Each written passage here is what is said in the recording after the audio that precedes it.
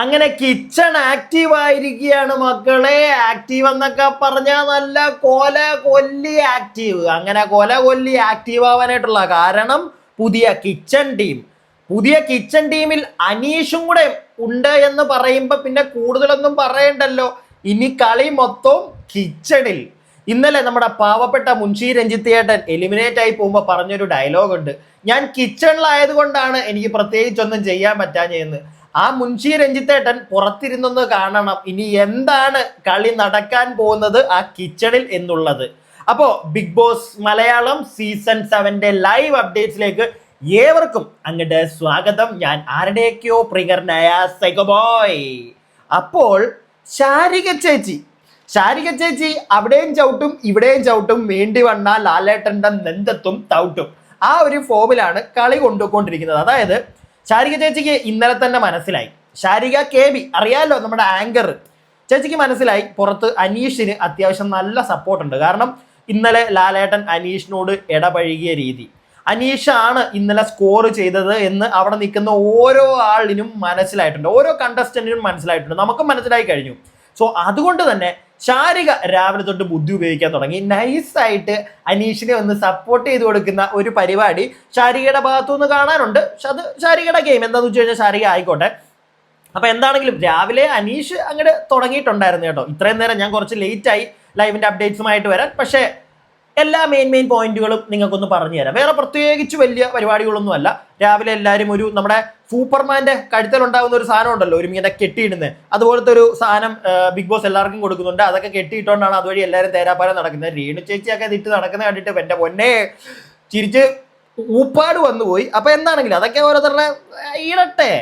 അപ്പൊ എന്താണെങ്കിലും അതൊക്കെ ഇട്ട് അതുവഴി തേരാപ്പാര എല്ലാവരും നടക്കുന്നുണ്ട്. രാവിലെ എന്ന് പറയാൻ പറ്റത്തില്ല, കുറച്ച് മുമ്പ് ഒരു റാങ്കിങ്, പണ്ടത്തെ സീസണിനകത്തൊക്കെ ഉണ്ടായിരുന്ന പോലെ റാങ്കിങ് ഒരു ടാസ്ക് നടക്കുന്നുണ്ട്. മുട്ടം കച്ചറ, എല്ലാം അങ്ങോട്ടും ഇടി എന്ന് പറയുമ്പോഴത്തേക്ക് അങ്ങനെ എല്ലാവരും തമ്മിലല്ല, എല്ലാവരും കൂടെ അനീഷുമായിട്ട് തമ്മിത്തല്ലെന്നല്ല അനീഷുമായിട്ട് തർക്കം. കാരണം അനീഷ് ആദ്യമേ കയറി സീറ്റ് പിടിച്ച് ഫസ്റ്റ് റാങ്ക് എനിക്ക് തന്നെ, ഞാൻ കഴിഞ്ഞിട്ടേ ഉള്ളൂ വേറെ ആരും, ആ ഒരു മൂഡാണ് അനീഷിന്റെ ഗെയിമാണത്. ബാക്കി എല്ലാവർക്കും ഉണ്ടല്ലോ അനീഷിനോടൊരു ദേഷ്യമാണ്. ആ ഒരു സാധനത്തിലാണ് ബാക്കി എല്ലാവരും തോറ്റു പോകുന്നത്. അനീഷ് ജയിക്കരുത്, അനീഷ് ഒന്നിലും വരരുത്, അതാണ്. കാരണം അനീഷ് അതുപോലെ അവരെ വെറുപ്പിക്കുന്നുണ്ട്, അവരെയും കുറ്റം പറയാൻ പറ്റത്തില്ല. അനീഷിന്റെ ഒരു വെറുപ്പീര് ഗെയിമാണ്. അതുകൊണ്ട് തന്നെ ബാക്കി എല്ലാവർക്കും ഇയാൾ വേണ്ട, ഇവൻ ഔട്ടാവണം, ആ ഒരു സാധനം ഇവരുടെയൊക്കെ മനസ്സിൽ കിടക്കുന്നതുകൊണ്ട് ഇവർക്ക് ഇവരുടേതായിട്ടുള്ള ഗെയിമിലേക്ക് പോകാൻ പറ്റുന്നില്ല. അങ്ങനെ ഒരു സാധനമുണ്ട്. അതിൽ പ്രത്യേകിച്ച് ഞാൻ ശ്രദ്ധിച്ചത് അപ്പാനിയൊക്കെ കംപ്ലീറ്റ്ലി ലോസ്റ്റ് ആണ്. അപ്പാനി, അബി, ഇവർക്കൊക്കെ ഇവനോടുള്ള ദേഷ്യമാണ്, അനീഷിനോടുള്ള ദേഷ്യം. പക്ഷെ അതിങ്ങനെ ഊതി വീർപ്പിച്ച് ഇവന്മാരത് കാണിച്ചുകൊണ്ടിരിക്കും തോറും എനിക്ക് മനസ്സിലായ ഒരു കാര്യമുണ്ട്. ഞാൻ ഒരുപാട് ഈ പോളുകൾ യൂട്യൂബിലെ കാണുമല്ലോ, വേണമെങ്കിൽ ഞാൻ 1-2 ഇവിടെ കാണിച്ചു തരാം, ഉണ്ടെന്ന് തോന്നുന്നു, ഞാൻ എടുത്ത് വെച്ചിട്ടുണ്ടെന്ന് തോന്നുന്നു. അതിലൊക്കെ എനിക്ക് കാണാൻ സാധിച്ചതുണ്ടല്ലോ, മുടിഞ്ഞ സപ്പോർട്ടാണ് അനീഷിന്. ആൾക്കാർക്ക് എല്ലാം അനീഷിനെ ഇഷ്ടമാണ്. ഇന്നത്തെ ഇപ്പോൾ ഈ റാങ്കിങ് ടാസ്ക് ആണെങ്കിലും വേണ്ടാന്ന് വെച്ചു ബിഗ് ബോസ് അത്. കാരണം ഒരു സാധാരണ എല്ലാ റാങ്കിങ് ടാസ്കും സമയമുണ്ട്, ഇത് കറക്റ്റ് 1 മണിക്കൂറാണ് കൊടുത്തത്. ഈ 1 മണിക്കൂറിനുള്ളിൽ കറക്റ്റ് ആയിട്ട് റാങ്കുകൾ അനുസരിച്ചിരിക്കണമെന്ന് ബിഗ് ബോസ് പറഞ്ഞു. പക്ഷെ അടിയും ബേളവും ലാസ്റ്റ് അത് വേണ്ടാന്ന് വെച്ചു. അതിനുശേഷം നമ്മുടെ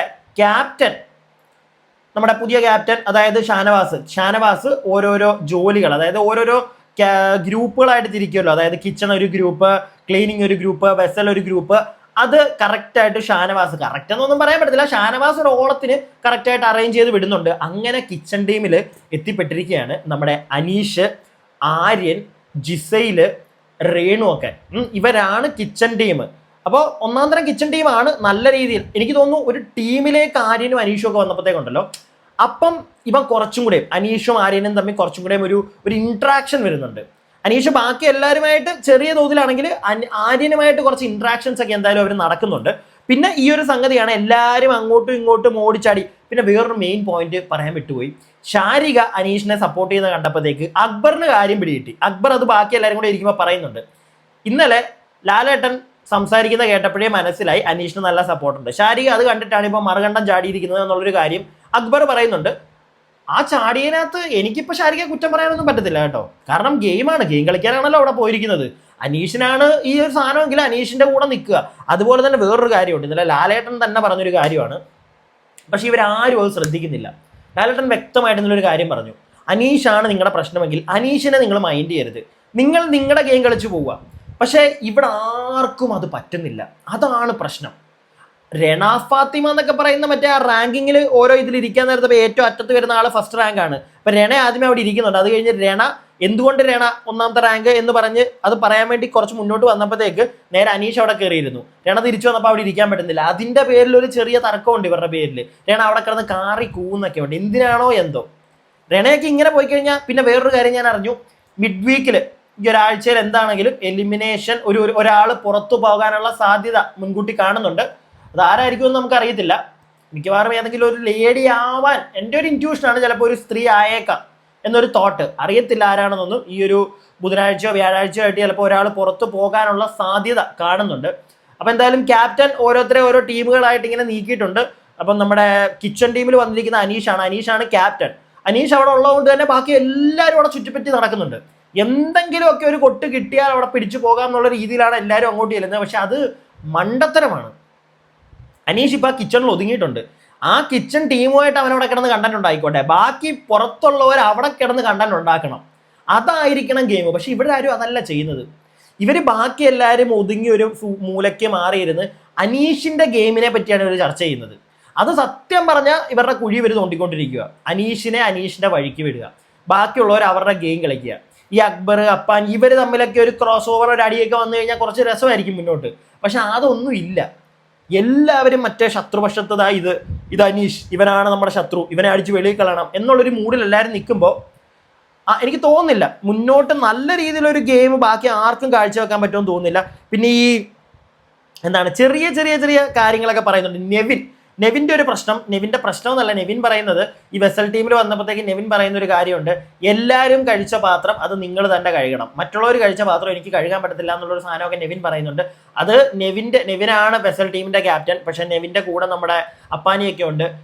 ഒരു ഗ്രൂപ്പിൽ തന്നെ പലർക്കും പല ഓപ്ഷൻസ് വരും. പക്ഷേ ഇത് ക്യാപ്റ്റനായി ഇവനെ തെരഞ്ഞെടുത്തപ്പോൾ തന്നെ അപ്പാനി പറഞ്ഞു അത് വേണ്ട, നമ്മൾ കഴുകിക്കോളാം, ഇനി ആർക്കെങ്കിലും നിർബന്ധം ഉണ്ടെങ്കിൽ അവർ കഴുകിക്കോട്ടെ, ഇല്ലെങ്കിൽ നമ്മൾ കഴുകിക്കോളാം. പക്ഷെ നമ്മൾ കഴുകുന്നതിൻ്റെ ഇടയ്ക്ക് വേറൊരാൾ കുത്തിക്കയറി വരരുത്. നമ്മൾ കഴുകി കഴിഞ്ഞതിന് ശേഷം സ്വന്തമായിട്ട് പ്ലേറ്റ് കഴുകണമെന്നുള്ള ആഗ്രഹമുള്ളവർക്ക് വന്ന് കഴുകാം എന്നുള്ള സാധനങ്ങളൊക്കെ പറയുന്നുണ്ട്. പക്ഷെ നെവിന് പറ്റത്തില്ല എന്നുള്ളൊരു മൂഡാണ്. പിന്നെ വേറൊരു കാര്യം ഞാൻ അവിടെ ശ്രദ്ധിച്ചത്, ജിസൈൽ ഈസ് ലൈക്ക്, എനിക്ക് തോന്നുന്നു ജിസൈലിന് പറ്റില്ല. ജിസൈലിന് മേക്കപ്പ് ഇല്ലാതെ ജീവിക്കാൻ പറ്റില്ല. ജിസൈലിന് പ്രോപ്പറായിട്ടുള്ള ഡ്രസ്സ് കിട്ടാതെ, ഭക്ഷണം ഇല്ലാതെ പിന്നെയും ജിസൈൽ ജീവിക്കും.